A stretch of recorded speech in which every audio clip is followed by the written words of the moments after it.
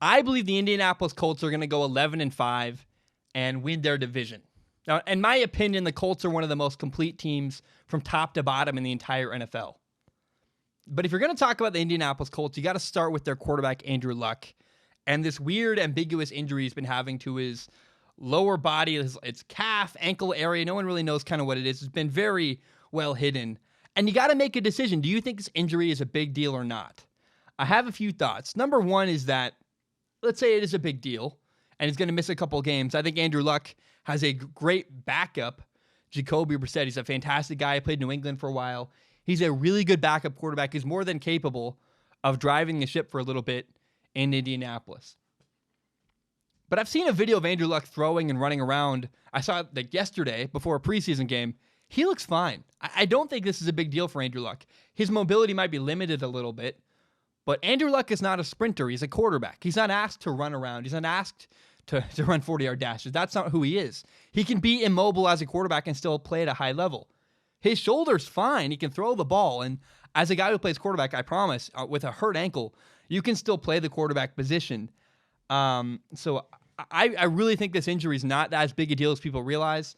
I think they want to make sure he's healthy, of course. They're taking every precaution. But the ambiguity is, I think, just the way the Colts operate with Andrew Luck. I don't think it's some message of a deeper thing. I think it's Andrew Luck is just, that's how he operates. He doesn't want to make all his injuries super public.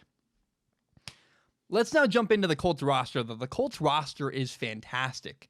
They have two tight ends, Eric Ebron and Jack Doyle, that I love. Two wide receivers, T.Y. Hilton, and a new free agent, Devin Funchess, who's fantastic. I love their running back, Marlon Mack. And their offensive line, man, for years, the Colts' offensive line was absolutely terrible. And that's just not the case anymore. Now they're led by Quentin Nelson, a great guard. I think he was an all-pro guard last year. Their offensive line is just reliable and really talented now. And that's what happens when you draft the way the Colts have done and really invest in your offensive line. I love the way they've built their team. Now, a really good Colts defense last year got even better this offseason. First of all, they have Darius Leonard, who's an incredible, scary good linebacker. He's a young guy. He's just so talented. But they also added all-pro pass rusher Justin Houston from the Kansas City Chiefs last year. He had 9 sacks. And, man, they just have a really good defense, and they doubled down on it. In fact, in the NFL draft, they drafted 7 of their 10 guys they drafted were all defenders. I'm really excited. I think the Colts defense gets better and better and better with every day that the Colts sit and just practice. I mean, I'm so excited to watch their defense. And they're just a really complete team from top to bottom.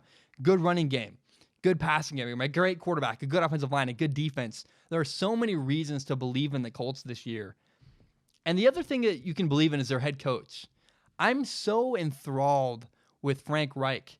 They started 1-5 last year and went on to make the playoffs. That doesn't happen. And the locker room really rallied around their young head coach last year. They're I guess not young. He's their newer head coach last year. And it was just awesome, man. I really believe in the Colts. I think they're Super Bowl contenders this year.